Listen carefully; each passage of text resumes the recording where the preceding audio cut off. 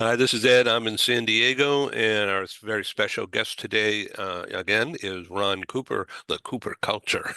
And he and I have had an ongoing series of dialogues, really interesting stuff that's applicable to business people, not only US, but worldwide, male, female, anything. And the whole idea is to become better at what you're doing. And this discussion is going to have information from Ron's past and how in the military and how that applies perhaps to the business scene today. Let's welcome Ron Cooper.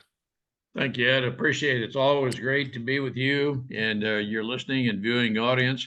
I do want to talk about a little bit of my military, which, quite honestly, is very foundational to me. It has direct application to the boardroom, families, and the principles of which I'll be speaking. What I'm going to talk about today relates to teamwork, camaraderie, and purpose, vision, goals, those type matters that can work together when we all have that shared purpose. And for your viewers, Ed, we're recording this a few weeks, was maybe 3 weeks after Operation Midnight Hammer. But I want to make the correlation of the May 17th, 1972 mission, the military, the precision, the planning, and the discipline we have that is very representative of everyone in the military. Most recently, with the highly publicized, if that can be an appropriate term, Operation Midnight Hammer, which whether you supported what the military did or not, it was a very successful mission. Camaraderie, the planning, the precision, the discipline, everything that went into that. So, Ed, I want to kind of preface what I'm saying with those attributes that I believe have direct application to the business people and, for that matter, family members who are listening to us. But very briefly, May 17th or March 17th of 1972, I had a mission, and I'm referring to Vietnam. I flew the F-4s. I'm 22 years Air Force, flew the F-4s, and was stationed in Vietnam at the time. In this particular day, we had a mission that was a very high priority to attack a heavily defended target that it was believed through our intelligence. If we were able to nullify this target, we would be able to achieve some of our longer term objectives in Vietnam. And I'm not here to argue or anything about Vietnam, but rather I'm supporting talking about this one particular mission that I believe the planning and so forth has application. But we devoted probably 2.5 weeks of study to the target, and we in the cockpit have to pretty much commit to memory what the target looks like. In so what very briefly, Ed, what we do is we map study, route study before we ever get into the aircraft. And yes, we use instrumentation to help guide us, but let's just say nominally the last mile or so, we are dependent largely on our eyeballs to be exactly on target, to know exactly what the target is, how to get there, and so forth. Even a few feet off could nullify everything that we're doing. And so there was a flight of two aircraft. Then we studied for several weeks the target. We met with, and here's a part of the teamwork of precision that we had to have. We met with the intelligence people who took pictures of, and we had pictures of the target area. And the person I was flying with, there were four of us total. We studied the target area intently for about 2.5 weeks. We were dependent on the weather, that we had to be able to see the target to be able to get there at least the last mile or so. And so that was involved. The type of munitions was, we determined what the best type munition is based on the target. So we worked with our munition loaders and we made certain the munitions were in place. And the intelligence people, we continuously met with them to determine has there been any change to the enemy defenses so that we know what to expect going into the area. So we're very dependent on military intelligence to determine the accuracy of what we're seeing, because we're going to plan our tactics around what we believe to be the defenses there, what we anticipate we would or at least could encounter. All of this was the precision, Ed, that we put into this mission that lasted a total of about an hour and a half.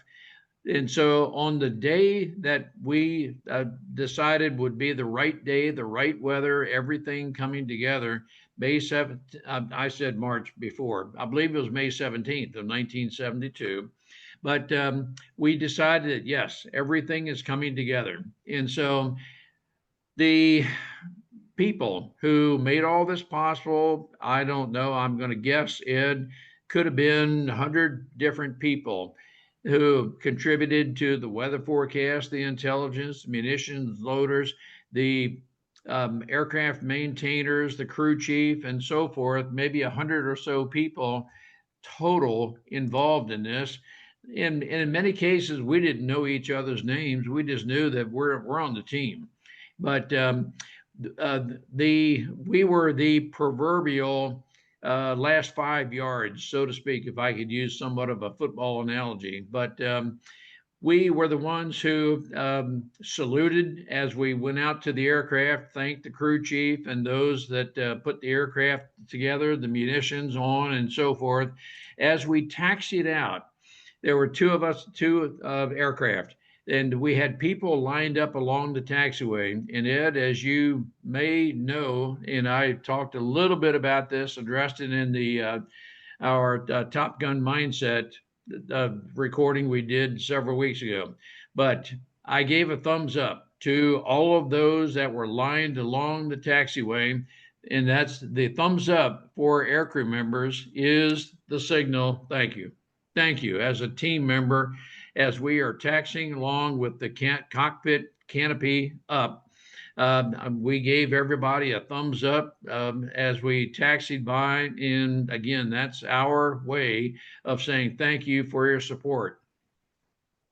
So this mission that you're about to describe had the impact of the recent mission in Iran. And what I'm going to give you a yes to that, Ed, that the planning, the precision of what we did for this May 17th, 1972 mission is very representative of the Operation Midnight Hammer. Now, let me just discuss a little bit about Operation Midnight Hammer. I was not a part of the planning, but I'm just going to suppose that what I'm saying now is representative of that mission. But those who are aware, at least briefly, of the B-2s that came out of Whiteman Air Force Base flew a 37-hour mission. And it was very specifically designed as the number of aircraft, 2 of the aircraft of which were decoys. And the mission was planned that these decoys would perform in a decoyed routine. We had to have tankers for all of the aircraft going across, the B-2s, the fighter aircraft, F-22s, F-35s, and the tankers had to be on station at a very specific time. Every aircraft had to be at a specific location on time for the refueling, because the B-2s who were dropping the bombs had a precision time over target, TOT we call it, and to be there at the very specific time, everything leading up to that had to occur exactly on time. And there were however many total aircraft were involved. Let's just say I'm going to use a number 35. Let's just say there were 35 total aircraft involved. Every one of those aircraft had to be at the right time, at the precision moment to refuel, and everything had to occur at exactly the right time with the right sequence, and you had to be on time.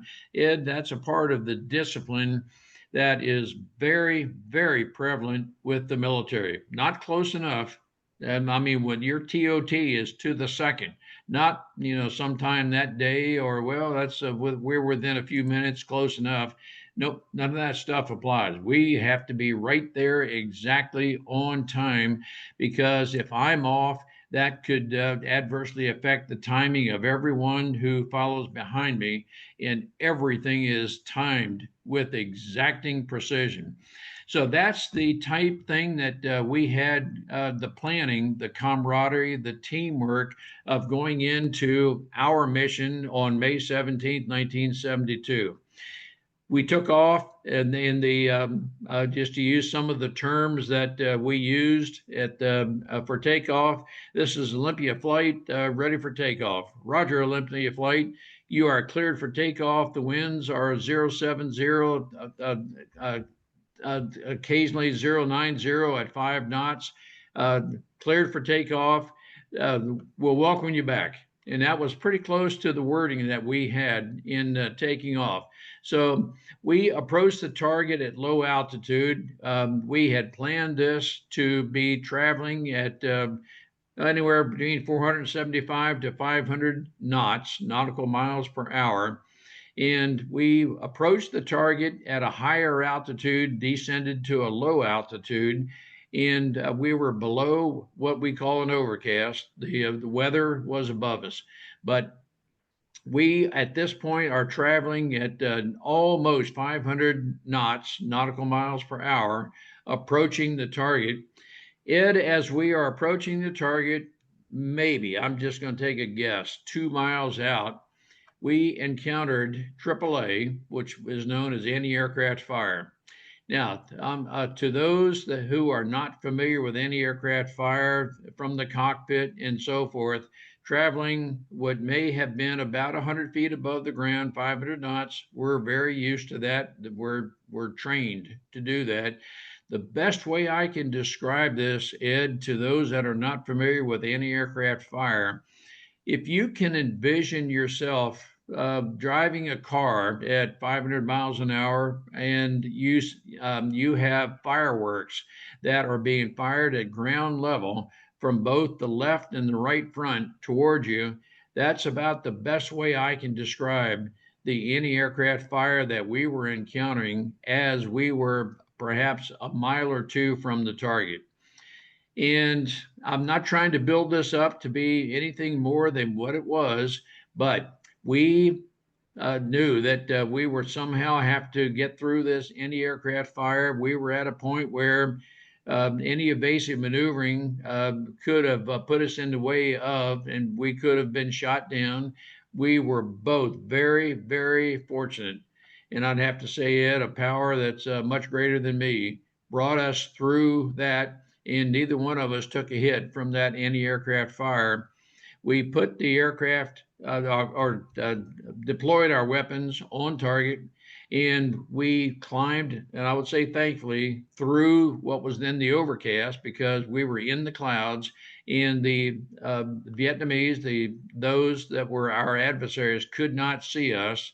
And had it not been for that, we can only guess what an outcome may have been.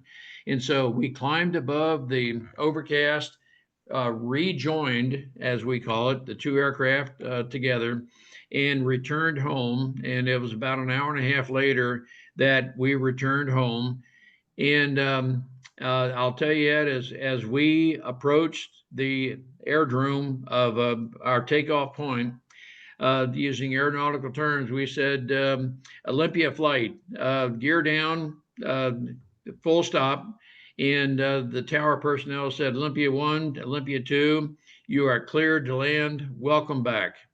And Ed, that's a part of the camaraderie that we in the military have we didn't know personally by name those in the control tower. Many of the people that made this mission possible, we didn't know the first names. We just knew that we are a team that functioned together, and it was together that we put the bombs on target. We returned, and yes, we high-fived and celebrated after we got out of the aircraft with a huge thank you to all who made this possible. Now, Ed, I would say that that is very representative of the camaraderie, the teamwork we have. Quite honestly, it's trust in each other. And how applicable is this to the boardroom, to families, and so forth? It is a matter, and Ed, we've talked about this very recently and several times. It's a psychologically safe space. That's one. And what I mean by that is, should any of us, as a part of this team, have reason to believe that we could do something a little bit better to ensure the success of our mission, we felt very comfortable as a team member because our purpose, our vision, our goals are all aligned. We, this total team of intelligence, weather, maintenance, bomb loaders, everyone, we want a successful mission. And we want the aircraft, the people, everything other than the munitions to return. That did, in fact, happen. And so, Ed, I would say that with no bravado whatsoever, we in the cockpit were very, very confident everything is going to work because this team put everything together. We had confidence that, yes, my aircraft is maintained properly. Yes, the weapons will work when I choose to deploy them, which I'm in total control of that. We have every reason to believe that the landing gear is going to work when I choose it to be time to land. We have every reason to believe that everything is going to work right. And so that's not blind luck. That's a matter of the team working together. And Ed, as we work in our workplaces, as we work in our families, as we just purpose to work positively together, that's the aspect of teamwork that can work in a psychologically safe space. If we believe there's a better way of doing something to improve the success of the outcome to achieve the greater good, we know we can discuss it. And whatever you or I may be thinking as a better way may not be implemented, but doesn't mean anything other than, well, I know you fairly evaluated everything.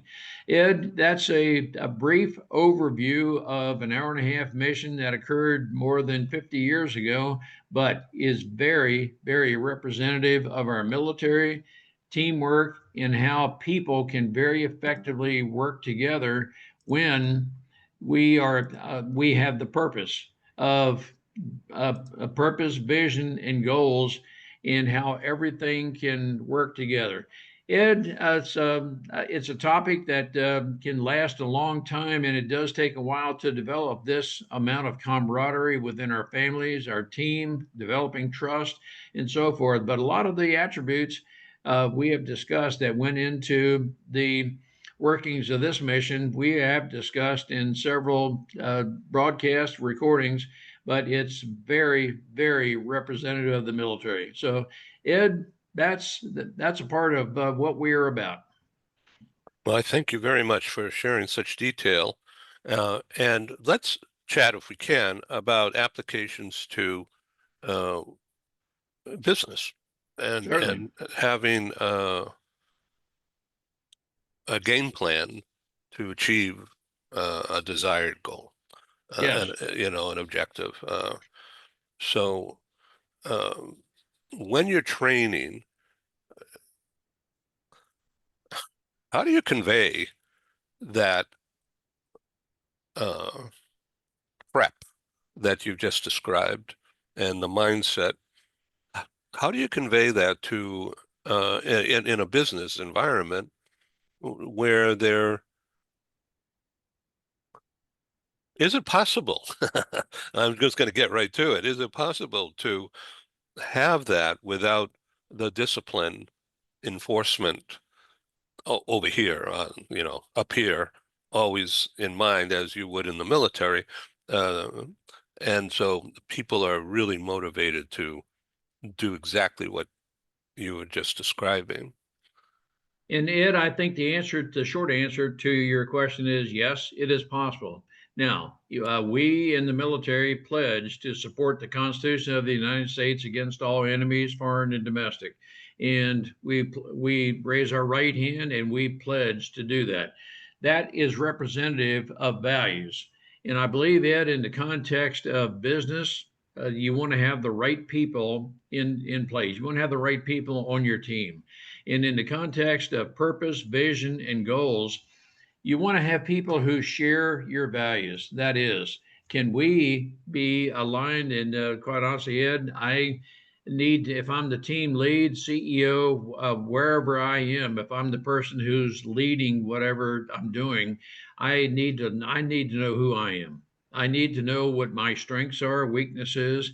And Ed, when I talk with you, I want to find the right people who complement my weaknesses. And I need the courage to be able to express to you, I'm not as good in whatever trait it is.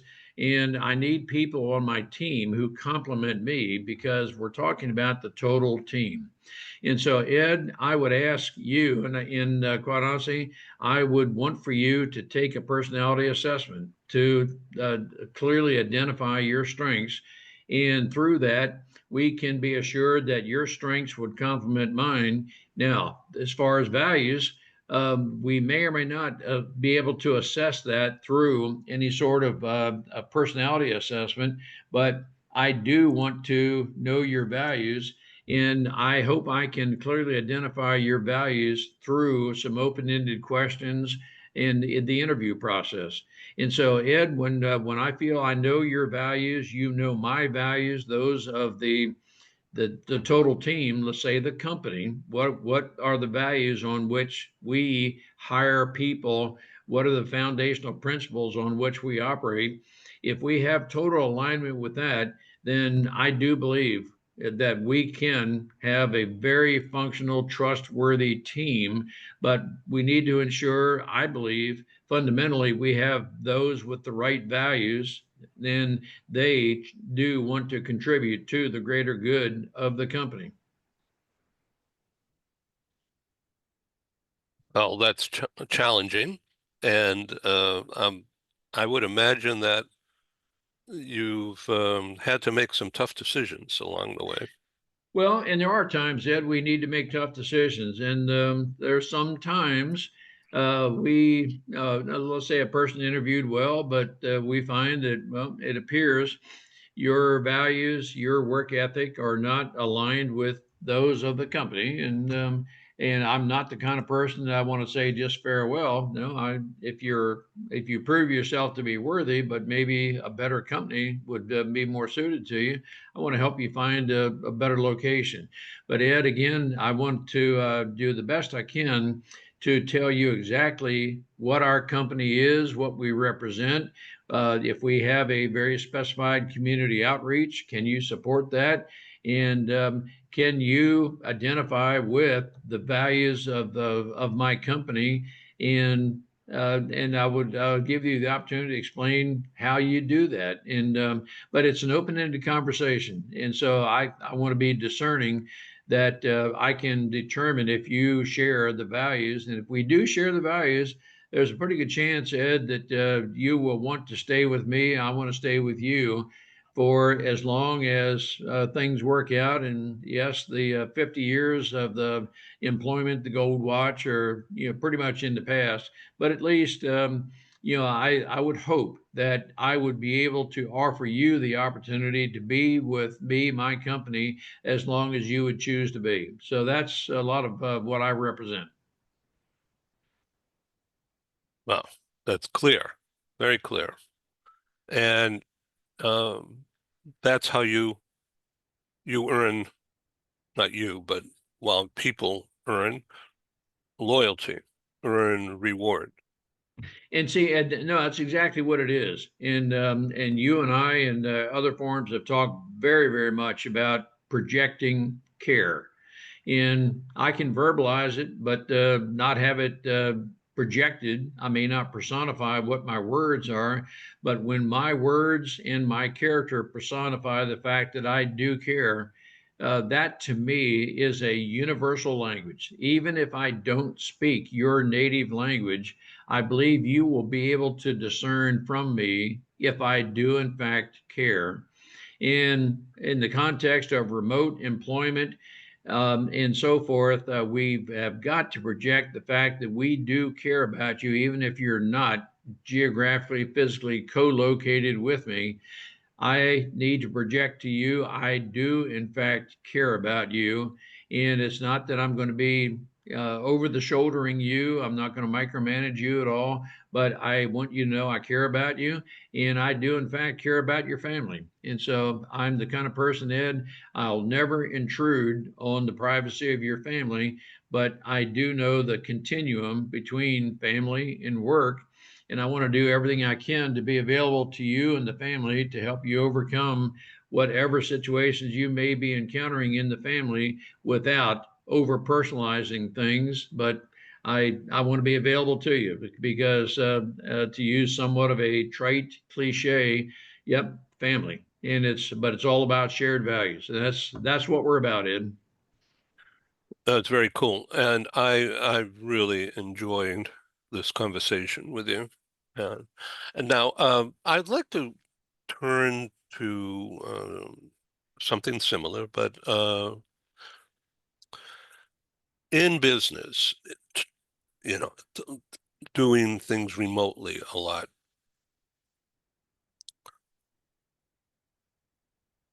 What I've learned about myself and about what to do on TV, on this little green light looking at me for 5 years now, more than 5 years, 5.5, and more than 1,000 productions according to YouTube, and they're all listed there showing, uh, is creating an environment of trust on camera, which is really Mhm. difficult for a lot of Yes. people to do. And I'm doing things differently today than I did 5 years ago on camera. I think I had the same approach and same attitude, but the sequential timing of what not to say or what not to do while on camera, and particularly in conversations, that has been learned. Uh, I didn't know back then, or even 2 years ago, what I know today as a result of the self-imposed training I've I've learned, uh, and the several shows that we've done together, and some with some other people involved periodically. Everything has been a learning experience for me and a confidence build for me. And I thank you. So what I want to do going forward is to, just so you know, uh, work every day with people on a program to get as many programs produced as possible. Uh, the cost is really low to produce this. I love doing it. I know how to do this. And I have embarked on a media campaign just starting yesterday, actually prior, but really with energy starting yesterday, of inviting people to a 20-minute experience interview with me on about their brands. And I take this from Philip Berry, who's a trusted advisor to me for years. Um, the professional brand, in other words, what the company products are, the company culture, and the personal brand of how I execute that, and how they mesh together. And that's the secret sauce to this program of people being comfortable enough to express themselves just like you did, and not in a threatening manner, but in how you do it. That's all there is to it. The camera doesn't lie, it doesn't hide things. And Mhm. um, so I just want to say thank you again for being on the several programs when there's other people involved, and of course, one-on-one. No, thank you, Ed. I appreciate that. I do believe your effectiveness, your brand is being genuine. And I use the expression being appropriately vulnerable. And I also use the expression, Ed, that if, as you and I are, we're always learning, we're always improving, our worst broadcast, our worst conversation will be the one we just had because we're always getting better. Marty and I started a podcast about 3 years ago, and I wouldn't even want to listen to the first ones. I just think it'd be so terrible. It would be just nauseating almost to listen to them. But with every podcast, which for us is about 30 minutes, we have improved. We believe we've gotten better. Now, in the context of being appropriately vulnerable, yep, we have all made mistakes. We're going to fail forward, and I don't mind telling you that I have the confidence that, yep, I failed at, I did wrong. That was not a good decision, but here's how I recovered from it. And so Ed, if we come across too perfect, some people would say that, well, gosh, I could never emulate that. I can't be as good as Ed.